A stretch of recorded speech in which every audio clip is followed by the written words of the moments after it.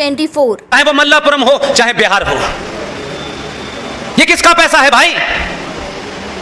लेकिन 2013 में जो सबसे बड़ा जघन्य अपराध हुआ है, सबने चुप्पी साधी हुई है। मैं कहता हूं अगर अभी भी नहीं बोले तो आपकी पीढ़ी जितने सख्त अल्फाजों के साथ 47 में जिसने अपराध किए हैं, आज लोग उनकी कब्रें खोद रहे हैं। ध्यान रखिए, आपकी चुप्पी आपके बच्चे आपको जिंदा नहीं छोड़ेंगे, कब्र में से उठा लाएंगे, चौराहे चौराहे आपकी पुतला जलाएंगे कि मेरे बाप ने मुझे धोखा दिया, मेरी मां ने मुझे धोखा दिया, अपने स्वार्थों के लिए दिया। इसलिए उस पंक्ति में अपना नाम नहीं लिखाना चाहता, इसलिए सड़क सड़क जाके बोल रहा हूं। मुझे कोई चाहिए वही नहीं, कुछ चाहिए क्या देंगे मुझे? जो कुछ खुद भिख मांगे वो मुझे क्या देंगे? 2013 में भारत की संसद में दिन के अंदर डाका डाला गया। आज सवाल पूछ लो तो लोग कहते हैं ये हमें पता नहीं है, तो आपको फिर जिंदा रहने का अधिकार भी नहीं है कि अगर आपके मरने का कफन तैयार कर दिया गया, सबके सामने किया गया।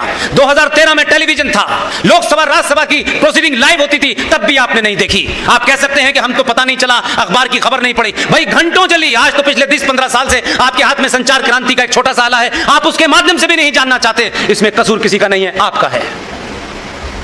2013 में भारत की संसद के अंदर वक्फ प्रॉपर्टी कानून को दोनों सदनों से पास करके स्थापित कर दिया गया। शेम का मामला नहीं है, शेम तो बड़ा लाइटर वर्ड है। कभी कभी बच्चे नंगे घूमते कहते शेम शेम शेम, इतना ही है, इसकी इंटेंसिटी नहीं समझ रहे आप। वक्फ प्रॉपर्टी कानून का सेक्शन 40 एक सेक्शन बता रहा हूं मैं, सेक्शन 40 वक्फ प्रॉपर्टी कानून 2013। ये बड़े बड़े मठ, ये बड़े बड़े अखाड़े, ये बड़े बड़े ट्रस्ट, ये मंदिर, ये कोठियां, 5 कारें, 4 बीघे में मकान, 20 बीघे में फार्म हाउस आपका नहीं है। अपनी अपनी दुकानें चलाइए, ये मेरा आश्रम है, वो मेरा मठ है, मैं यहां का ठेकेदार हूं, मैं वहां का ठेकेदार हूं। आप कहीं के नहीं, आपको पता ही नहीं है, आप सिर्फ समय पास कर रहे हैं, क्योंकि सच बोलने की हिम्मत नहीं है। जब सच बोलोगे तो अपना कुछ छोड़ना पड़ेगा। सेक्शन 40 ने यह ताकत दी है भारत की पार्लियामेंट ने। वक्फ प्रॉपर्टी कानून 2013 में वक्फ बोर्ड के 2 जाहिल मौलाना इसी डीएस कॉलेज के हॉल के बाहर इसका मुआयना करें, आपको बताएं या ना बताएं, कानून है ये। और उसमें कहा गया है 40 में, इफ दे फील,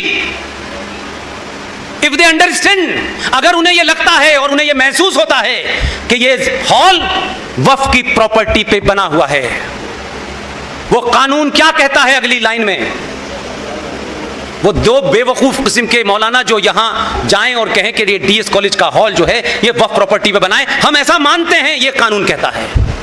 उनको ये इजाजत दी गई है कि the immediate competent authority of that area, whether it is district magistrate और एसपी सिटी और एसएसपी और एमडीसी और व्हाटएवर यू कॉल इट, उनको आदेश देने का अधिकार है कि वो 2 मौलवी भारत यहां अलीगढ़ के डिस्ट्रिक्ट मजिस्ट्रेट को ऑर्डर करेंगे कि इस जगह को 24 घंटे में खाली कराया जाए। डिस्ट्रिक्ट मजिस्ट्रेट को उनका ऑर्डर मानना है, उसको लागू करना है। 24 घंटे में आपको बाहर फेंक करके चाबी वक्फ बोर्ड के पास चली जाएगी। आप अपना कागज दिखाइएगा। आपके उस कानून के तहत यह कह दिया गया है कि आप हाई कोर्ट जाएंगे तो हाई कोर्ट को यह आदेश है कि वो इसकी सुनवाई नहीं करेगा। कानून के हिसाब से वक्फ प्रॉपर्टी बोर्ड का जो ट्राइब्यूनल है उसमें आपको अपनी अर्जी लगानी है। जिसने आपका कत्ल किया है उसी से आप भीख मांगेंगे ये जमीन मेरी है। 90% इस देश में यह काम चालू हो गया है। आपके पास कोई कानूनी तरीका नहीं है। आंध्र प्रदेश हाई कोर्ट ने एक ऐसे ही केस की सुनवाई की और उस सुनवाई में जो ऑब्जर्वेशन दिया है उसमें साफ साफ लिखा है, एज पर the law passed by the Parliament of India in 2013, we are not entitled to hear any kind of petition. You have to go to the Waqf board. आपको वक्फ बोर्ड में जाकर के मिन्नतें करनी है कि उनको नहीं साबित करना है, उनसे कोई डॉक्यूमेंट नहीं पूछा जाएगा। इसकी ताजा मिसाल अभी 2 महीने पहले हुई है, आपके सामने इसलिए रख रहा हूं कि कुछ भी ऐसा नहीं है कि हो रहा है आइसोलेशन में आपको पता नहीं है। जी न्यूज़ 24।